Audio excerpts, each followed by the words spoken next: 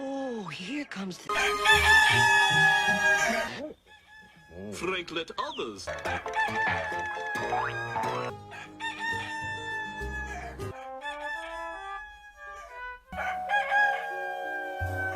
So.